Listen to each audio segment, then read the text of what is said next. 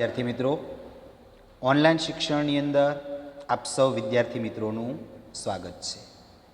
મિત્રો, આજે આપણે ધોરણ 11 વિષય સંસ્કૃતની અંદર મહાકવિ ભાસ એમના જે 13 નાટકો હતા એ નાટકોમાંથી આપણે દૂત વાક્યમ અને દૂત ઘટોત્કચ એનો પરિચય મેળવેલો. ત્યારબાદ મિત્રો આપણે ત્રીજું નાટક જોઈએ, ઉરુભંગમ. ઉરુભંગમ. ઉરુ એટલે કે મિત્રો સાથળ. ઉરુનો અર્થ શું થાય? સાથળ. અને ભંગમ એટલે ભાંગવી તે, સાથળનો ભંગ કરવો તે. તો મિત્રો જોઈએ, આ એકાંકીમાં ભીમ ગદાયુદ્ધમાં દુર્યોધનની સાથળ ભાંગે છે.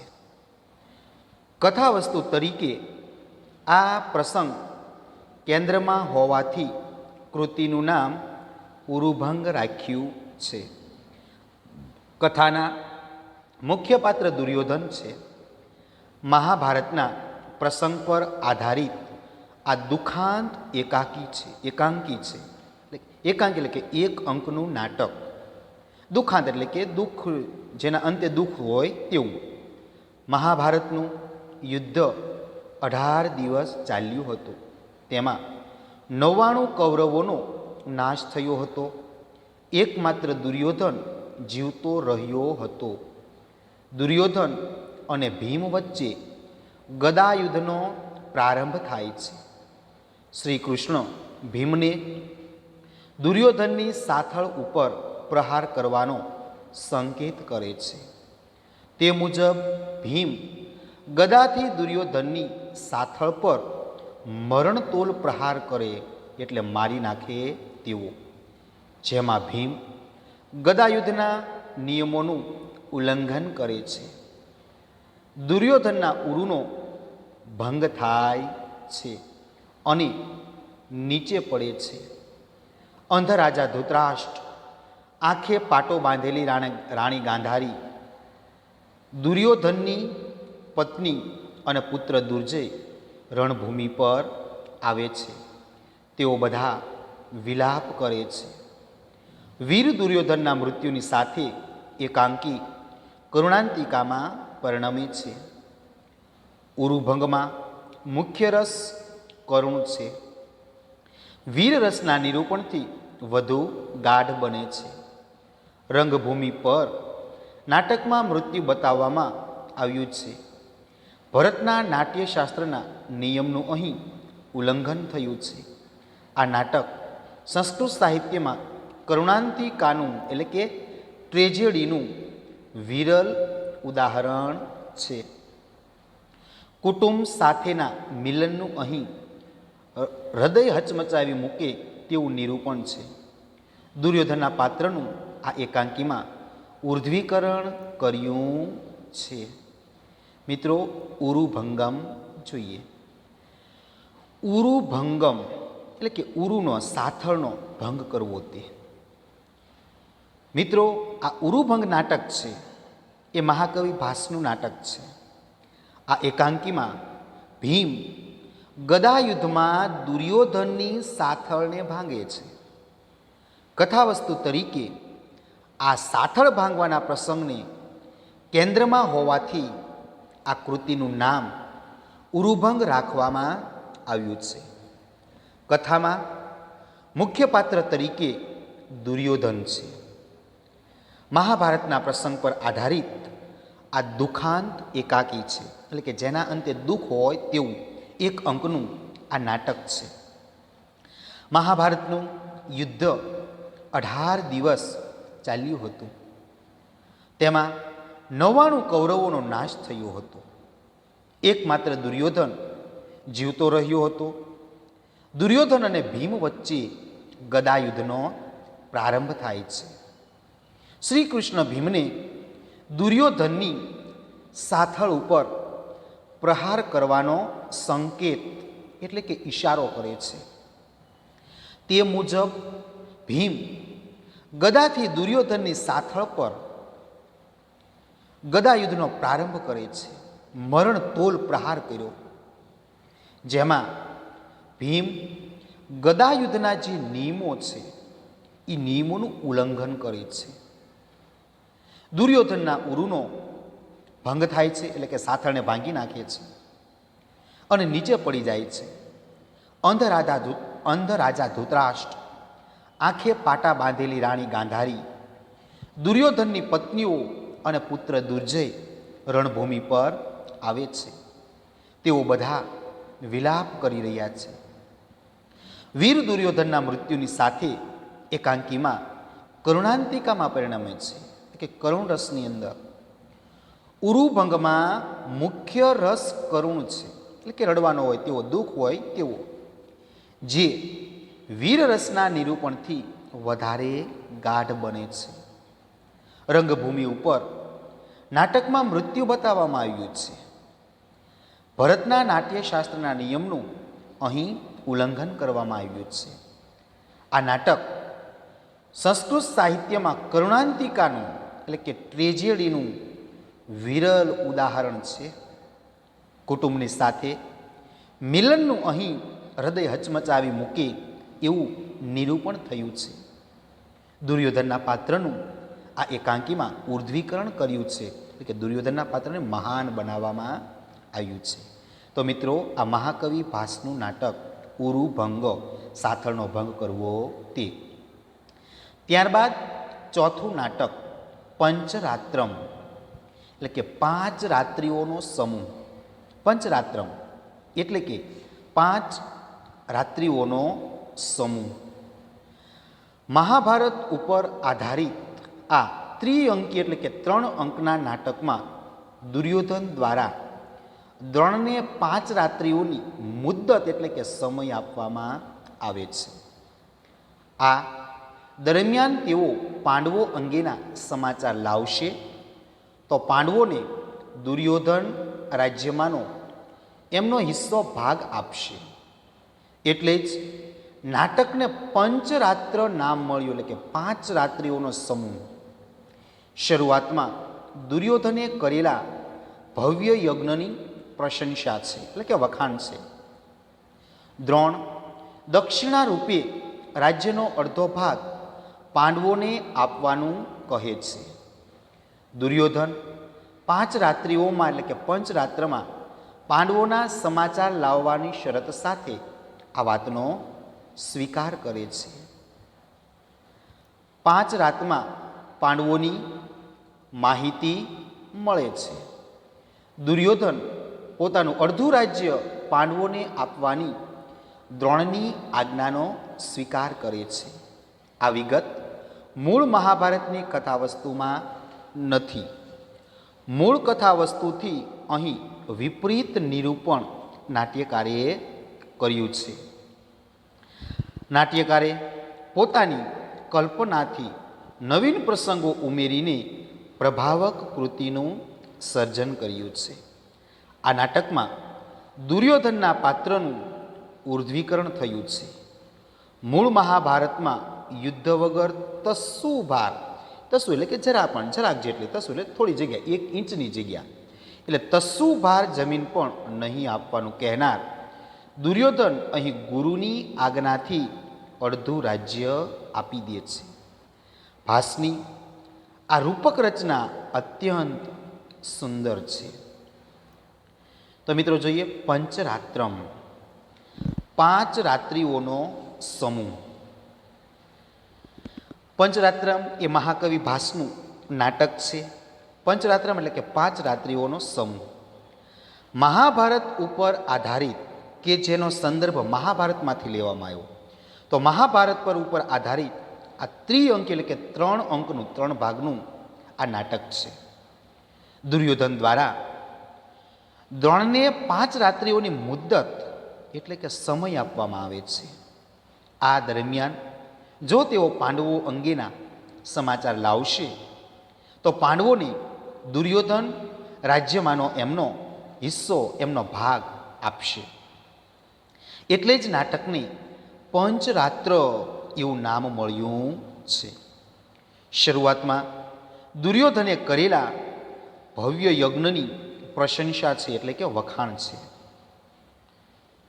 દ્રોણ દક્ષિણા રૂપે રાજ્યનો અડધો ભાગ પાંડવોને આપવાનું કહે છે. દુર્યોધન 5 રાત્રિઓમાં પાંડવોના સમાચાર લાવી આપશે અને એવી શરત સાથે આ વાતનો સ્વીકાર કરે છે. 5 રાતમાં પાંડવોની માહિતી મળે છે. દુર્યોધન અડધું રાજ્ય પાંડવોને આપવાની દ્રોણની આજ્ઞાનો સ્વીકારે છે. આ વિગત મૂળ મહાભારતની કથાવસ્તુમાં નથી. મૂળ કથાવસ્તુથી અહીં વિપરીત નિરૂપણ નાટ્યકારે કર્યું છે. નાટ્યકારે પોતાની કલ્પનાથી એટલે પોતાના વિચારોથી નવા પ્રસંગો ઉમેરી પ્રભાવક કૃતિનું સર્જન કર્યું. પ્રભાવ પાડે એવી કૃતિનું સર્જન કર્યું. આ નાટકમાં દુર્યોધનના પાત્રનું ઉર્ધ્વીકરણ કરવામાં આવ્યું છે, એટલે કે દુર્યોધનના પાત્રને મહાન ઊંચું બનાવવામાં આવ્યું છે. મૂળ મહાભારતમાં યુદ્ધ વગર તસુભાર જમીન પર નહીં આપવાનું કહેનાર દુર્યોધન અહીં ગુરુજીની આજ્ઞાથી અડધું રાજ્ય આપી દે છે. ભાસની આ રૂપક રચના અત્યંત સુંદર છે. તો મિત્રો પંચરાત્રમ નાટકમાં આપણે મિત્રો પરિચયાત્મક નોંધ લખો. પંચરાત્રમ નાટક જણાવો તો એની અંદર એટલી માહિતી લખવાની. ત્યારબાદ મિત્રો છે કર્ણભારમ. ત્યાર પછીનું જે નાટક છે એ છે કર્ણભારમ. કર્ણભારમ એટલે કે કર્ણનો ભાર. કર્ણભારમ એટલે કે કર્ણનો ભાર. કર્ણભારમનો અર્થ શું થાય? કર્ણનો ભાર. આ એકાંકી મહાભારતના કથાનક પર આધારિત છે. કર્ણને કેન્દ્રમાં રાખીને તેની દાનવીરતાને ઉપસાવતું આ સુંદર એકાંકી છે. કર્ણભાર શીર્ષકને જુદી જુદી રીતે સમજી શકાય છે. કેટલાકના મતે તેના કવચ કુંડળ એ કર્ણનો ભાર બની રહે છે. તો કર્ણને સોંપાયેલી સેનાપતિની જવાબદારીને પણ તેનો ભાર માનવામાં આવે છે. કૃતિના આરંભે શલ્યરાજ સાથે રથમાં બેસીને કર્ણ યુદ્ધના મેદાનમાં પ્રવેશ કરે છે. ત્યારે તેનું મન નિરાશાથી ભરેલું છે. પોતે બ્રાહ્મણ ન હોવા છતાં બ્રાહ્મણ છું એમ કહીને પરશુરામ પાસેથી વિદ્યા શીખ્યો હતો અને એમના શ્રાપને કારણે પોતાની શસ્ત્રવિદ્યા નિષ્ફળ જવાની છે તેનું તેને સ્મરણ થાય છે. એટલામાં બ્રાહ્મણના વેશમાં ઇન્દ્ર આવે છે અને મોટા દાનની માગણી કરે છે.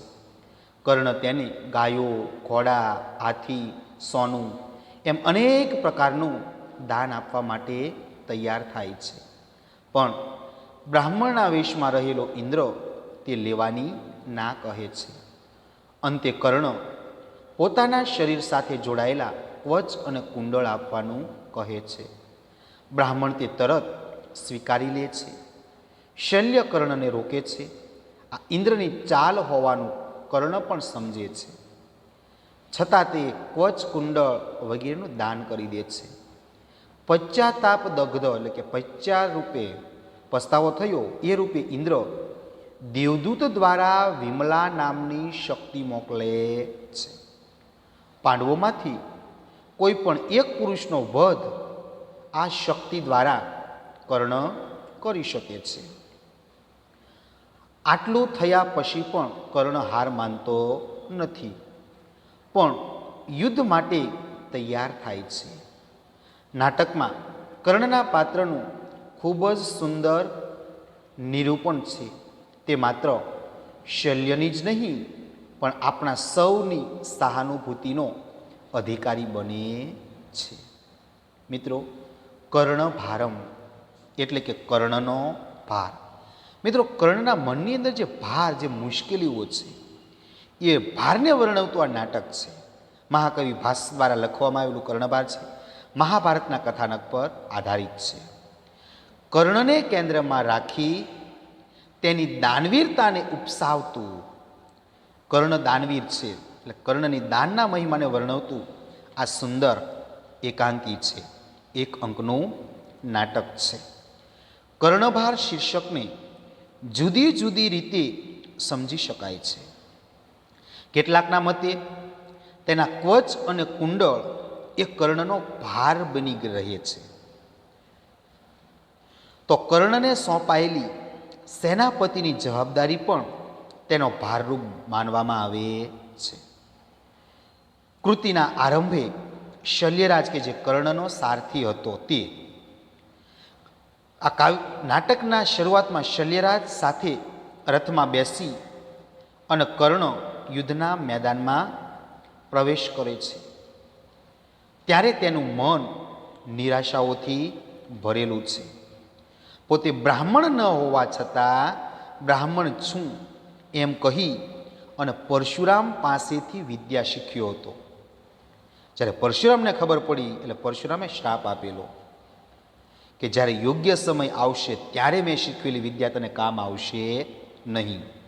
અને એમના શ્રાપને કારણે પોતાની શસ્ત્ર વિદ્યા નિષ્ફળ જવાની છે તેને તેનું સ્મરણ થાય છે. એટલામાં બ્રાહ્મણના વેશમાં ઇન્દ્ર આવે છે અને મોટા દાનની માગણી કરે છે. કર્ણ તેને ગાયો, ઘોડા, હાથી, સોનું એમ અનેક પ્રકારનું દાન આપવા માટે તૈયાર થાય છે. પણ બ્રાહ્મણના વેશમાં રહેલો ઇન્દ્ર એને લેવાની ના પાડે છે. આ ઇન્દ્રની ત્યારબાદ કર્ણ એ પોતાના શરીરની સાથે પોતાના શરીરના રક્ષારૂપ કવચ અને કુંડળ એ ઇન્દ્રને બ્રાહ્મણ રૂપે જે ઇન્દ્ર હતો એને આપવાનું કહે છે. એટલે ઇન્દ્ર રૂપે બ્રાહ્મણ તરત જ તેનો સ્વીકાર કરે છે. અને ત્યારે શલ્યરાજ કે જે કર્ણનો સારથી છે એ કર્ણને રોકે છે કે અંગરાજ કવચ અને કુંડળ ન આપો. આ ઇન્દ્રની ચાલ હોવાનું કર્ણને પણ ખબર છે. છતાં પણ એ શલ્યરાજને પણ એક શ્લોક દ્વારા સમજાવે છે કે જુઓ, સમય જતાં શિક્ષણ નાશ પામે છે. ખૂબ જ મજબૂત મૂળવાળા વૃક્ષો પડી જાય છે. સરોવરમાં જળાશયોમાં રહેલું પાણી સુકાઈ જાય છે, પરંતુ યજ્ઞમાં હોમેલું અને દાનમાં આપેલું તેમનું તેમ જ રહે છે. આવા શ્લોક દ્વારા કર્ણ દાનનો મહિમા સમજાવી અને શલ્યરાજને પણ બોલતા બંધ કરી દે છે. હવે ઇન્દ્ર એ કવચ અને કુંડળ એ લઈને જતો રહે છે. એટલે ઇન્દ્રને પણ થોડોક પસ્તાવો થયો, પશ્ચાતાપ થયો. એટલે એ પસ્તાવા રૂપે ઇન્દ્ર દેવદૂતો દ્વારા એક વિમલા નામની શક્તિ મોકલે અને આ વિમલા નામની શક્તિ દ્વારા કોઈ પણ એક પાંડવનો કર્ણ વધ કરી શકશે. આ વિમલા નામની શક્તિ શું છે કે એના દ્વારા કોઈ પણ એક પાંડવનો એ વધ કરી શકશે. અને એ શક્તિ એ અર્જુનને મારવા માટે કર્ણ રાખે છે, પણ કૃષ્ણ ભગવાન યુક્તિથી એ ઘટોત્કચ ભીમના પુત્રને એનાથી મરાવી નાખે છે. એટલે આવી રીતે અર્જુન જીવતો રહે છે. પાંડવોમાં કોઈ પણ એક પુરુષનો વધ આ શક્તિ દ્વારા કર્ણ કરી શકે. આટલું થયા પછી પણ કર્ણ હાર માનતો નથી, પણ યુદ્ધ માટે તૈયાર થાય છે. તો આમ આ નાટકની અંદર આ કર્ણના પાત્રનું ખૂબ જ સુંદર રીતે નિરૂપણ થયું છે. તે માત્ર શલ્યની જ નહીં પણ આપણા સૌની સહાનુભૂતિનો અધિકારી બને છે. ત્યારબાદ મિત્રો 6થું નાટક મધ્યમ વ્યાયોગ. મધ્યમ વ્યાયોગ મહાભારતના કથાનક પર આધારિત આ વ્યાયોગ પ્રકારનું એકાંગી. વ્યાયોગ મિત્રો નાટકનો એક પ્રકાર છે. વ્યાયોગ એ શું છે? નાટકના 10 પ્રકારો છે, એમાં નાટકનો એક પ્રકાર છે. વ્યાયોગ પ્રકારનું એકાંકી છે, એટલે કે 1 અંકનું નાટક છે. ભીમ પાંડવોમાં મધ્યમ એટલે કે વચ્ચેનો છે. અહીં તેનો હિડમ્બા સાથે સંયોગ થતો હોય મધ્યમ વ્યાયોગ શીર્ષક ઉચિત છે.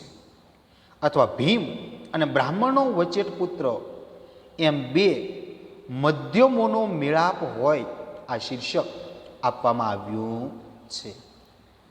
નાટકના મુખ્ય દ્રશ્યમાં ઘટોત્કચના ત્રાસથી ભયભીત થયેલા બ્રાહ્મણનું વર્ણન છે. ઘટોત્કચ જરા દ્વિધામાં એટલે કે મુશ્કેલીમાં છે. એક બાજુ માતાના ભોજન માટે એક વ્યક્તિને લઈ જવાની માતાની આજ્ઞા છે અને બીજી બાજુ બ્રાહ્મણો પ્રત્યેનો એનો આદર ભાવ. છેવટે તે માતાની આજ્ઞા પાળવાનું નક્કી કરે છે. બ્રાહ્મણ કુટુંબમાંથી તે કોઈ પણ એકને સાથે આવવાનું કહે છે. ચર્ચા કર્યા બાદ મધ્યમ પુત્રને મોકલવાનું નક્કી થાય છે. પાણી પીવા ગયેલા મધ્યમને ઘટોત્કચ મોટા અવાજથી બોલાવે છે. તે સાંભળી ભીમસેન પોતે મધ્યમ તરીકે ઉપસ્થિત થાય છે. કુટુંબને બચાવવા માટે બ્રાહ્મણ ભીમસેનને વિનંતી કરે છે. ભીમ ઘટોત્કચને પોતાના પુત્ર તરીકે ઓળખે છે અને બળ પ્રયોગથી પોતાને લઈ જવા માટે કહે છે. બળ અને માયાવી શક્તિનો પ્રયોગ નિષ્ફળ નીવડે છે.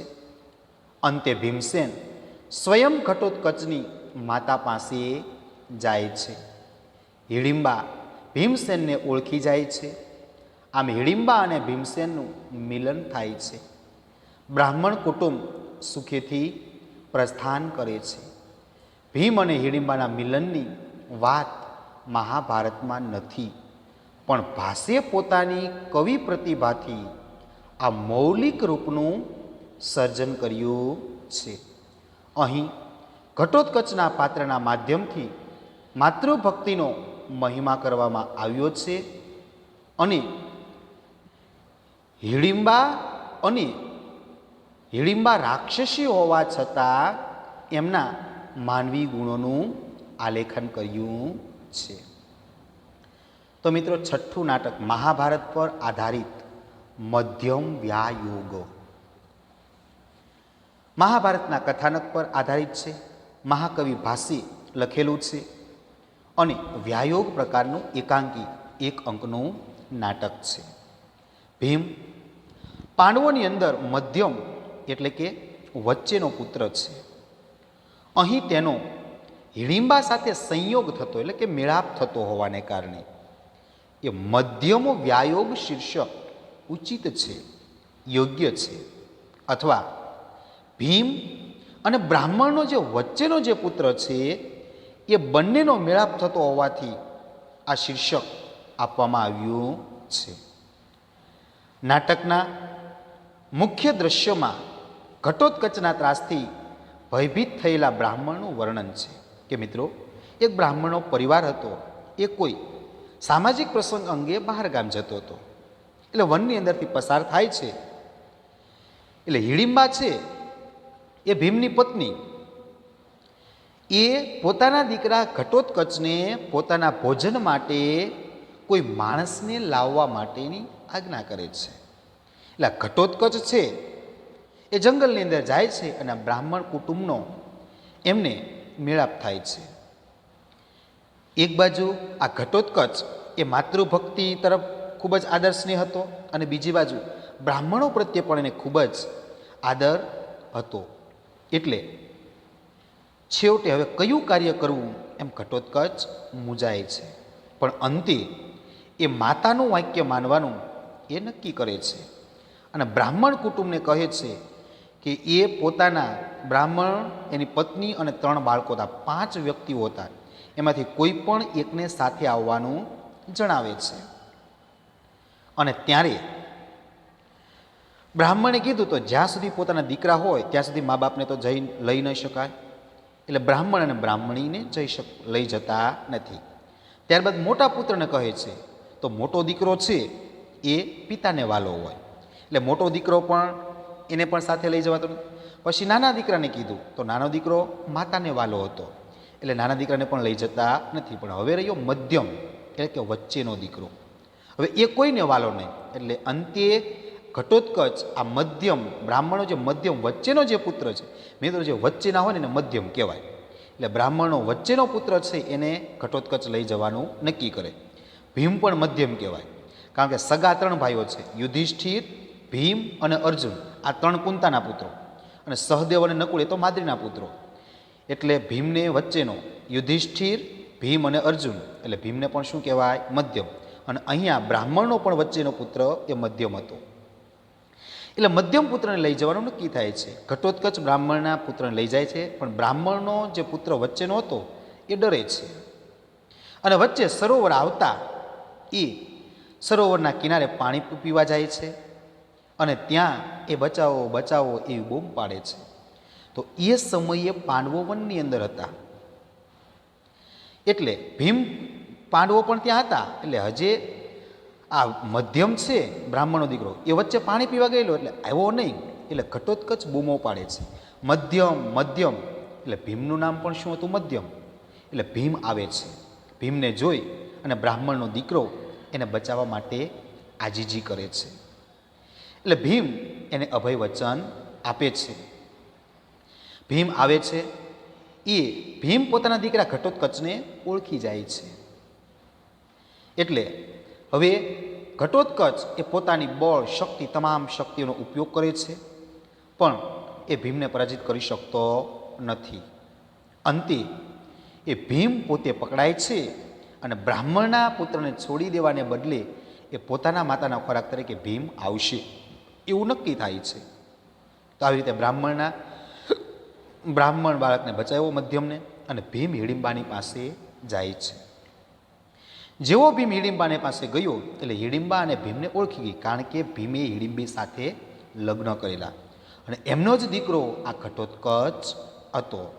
તો અંતે હિડિંબા અને ભીમનું અહીંયા મિલન થાય છે, અને આવી રીતે બ્રાહ્મણનું જે કુટુંબ છે એ સુખેથી એ પ્રસ્થાન કરે છે. તો મિત્રો, આ નાટકની અંદર ભીમ અને હિડિંબાના મિલનની વાત મહાભારતમાં નથી, પરંતુ ભાસે પોતાની કવિ પ્રતિભાથી, મૌલિક રૂપકથી આ પ્રસંગનું સર્જન કર્યું.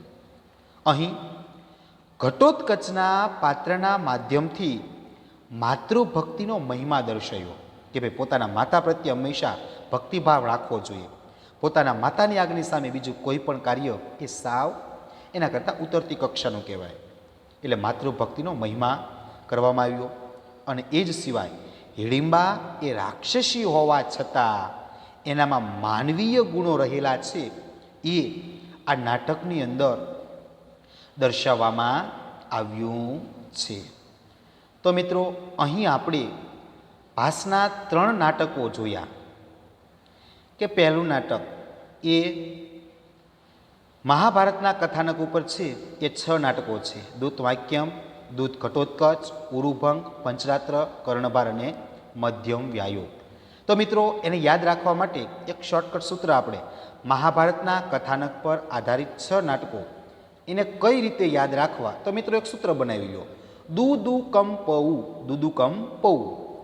દુ દુ એટલે કે દૂત વાક્યમ, દુ એટલે દૂત ઘટોત્કચ, દુ પછી ક એટલે કર્ણભારમ, મ એટલે મધ્યવ્યાયો, પ એટલે પંચરાત્રમ, અને ઉ એટલે ઉરુભંગ. દુ દુ ક મ પ ઉ. દુ એટલે દૂત ઘટોત્કચ, દુ એટલે દૂત વાક્યમ, ક એટલે કર્ણભારમ, મ એટલે મધ્યમ વ્યાયો, પ એટલે પંચરાત્ર, અને ઉ એટલે ઉરુભંગ. તો મિત્રો, પ્રશ્ન પૂછાય કે મહાભારતના કથાનક પર આધારિત મહાકવિ ભાસના કેટલા નાટકો છે? તો કે 6. એટલે આપણે આ સૂત્ર યાદ રાખી લેવાનું: દુદુકમ પૌ.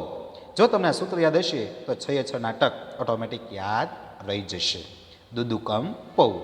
તો મિત્રો, આ મહાકવિ ભાસના જે 6 નાટકો છે, દૂત વાક્યમ એનો આપણે પરિચય અગાઉના લેક્ચરમાં જોયેલો હતો. ત્યારબાદ મિત્રો, દૂત ઘટોત્કચ એનો પણ આપણે પરિચય જોયો. ઉરુભંગમ એનો પરિચય જોયો. પંચરાત્રમ, કર્ણભારમ અને મધ્યમ વ્યાયો. આ 6 નાટકો આપણે અહીં પૂર્ણ કરીએ છીએ. તો મિત્રો, હોમવર્કની અંદર તમારે આજે આપણે જે 3 નાટક જે લીધા, મધ્યમ વ્યાયો, કર્ણભાર અને ઉરુભંગ, આ 3 નાટકો તમારે એકવાર લખવાના છે ફેરબુકની અંદર. તો મિત્રો, અહીંયા આપણે આ લેક્ચર પૂર્ણ કરીએ છીએ. મિત્રો, ખાસ ધ્યાન રાખજો કે આ નાટકોની અંદરથી નાના નાના પ્રશ્નો પણ 2-2 માર્ક્સની અંદર પૂછાય છે.